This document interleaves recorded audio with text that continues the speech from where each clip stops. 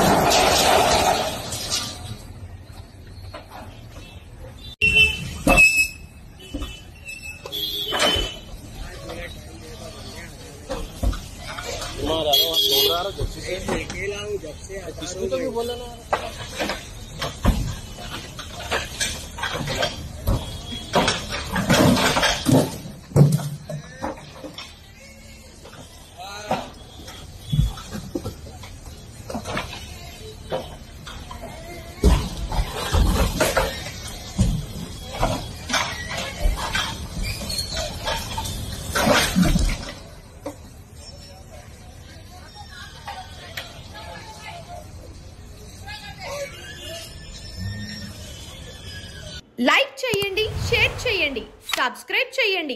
మరిన్ని వీడియోల కోసం బెల్ సింబల్ పై క్లిక్ చేయండి.